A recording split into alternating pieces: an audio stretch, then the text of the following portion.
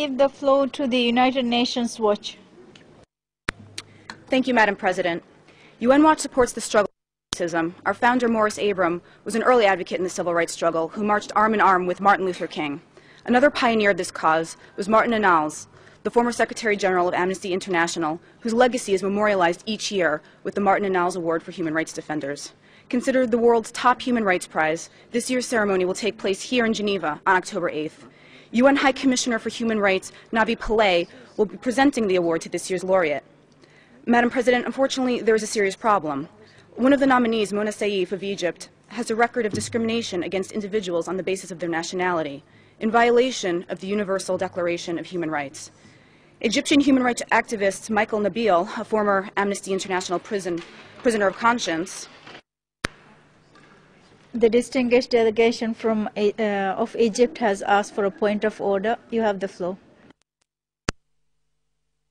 President, Madam Vice President, this particular NGO has been not following the rules of procedure that we have all agreed upon here, and if I think, Madam Vice President, that you should be this NGO should be following the rules of procedure. Thank you.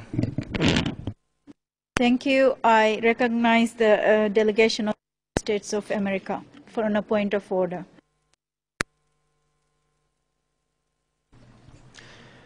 Thank you, Madam Vice President. We hope that the United States firmly believes that accredited NGOs must be permitted to speak in the Council. Though member states, including the U.S., may occasionally disagree with the content of NGO statements, it is essential that civil society voices be heard here in an atmosphere of open expression.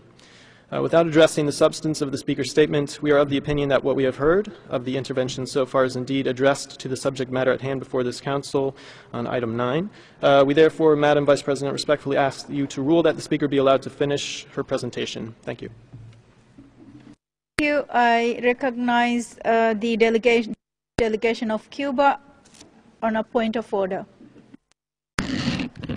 Gracias. Thank you, Madam Vice President. My delegation would like to add its voice to the request made by the delegation of Egypt. Once more, this organization, this international organization, is ignoring the procedures which are the hallmark of this Human Rights Council. Once again, this is totally outside the topic being discussed. This isn't a point to refer to concrete country situations unless the country situation has an influence on the bearing on the international agenda against racism. Therefore, my delegation would like to add its voice to Egypt's voice on this point of order, and we request very kindly and respectfully that we are given a chance you abide by what Egypt requested with regards to the NGO. Thank you very much. Thank you. I recognize the delegation of China who would like to speak on a point of order.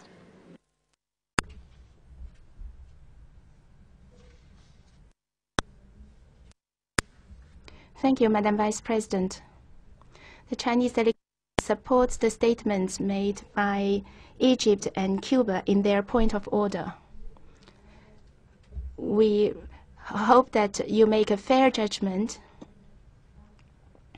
and ask the NGO to abide by the rules of procedure of the HRC. Thank you, Madam Vice President. Thank you. I recognize the distinguished delegation of the United Kingdom on a point of order. Thank you, Madam Vice President.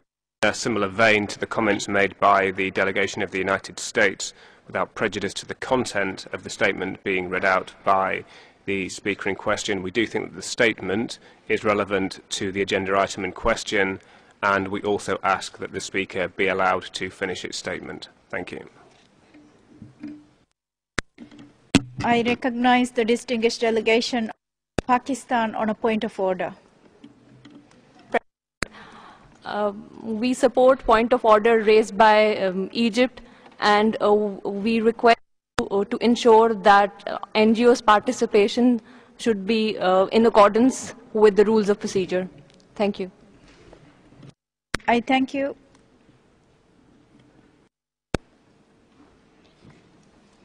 I now give the floor to UN Watch to finish the statement asking you to take into account the comments that were made by the distinguished delegations. Thank you, Madam President. In discrimination, Egyptian human rights activist Michael Nabil, a former Amnesty International prisoner of conscience, and Amr Bakli, head of the Cairo Liberal Forum, were the first to express concerns over Mona Saif's nomination. Mr. Bakli said, quote, "The Martin Annals Award is not for terrorist supporters. Mona Saif is a terrorist supporter. Indeed, the facts show that Mona Saif has openly promoted acts of terrorism. On July 6, 2011, On a point of order, I give the floor to distinguished delegation from Egypt. Madam Vice President. Madam Vice President, what this NGO is addressing clearly does not fall within the agenda item we are discussing today. Thank you. I thank you.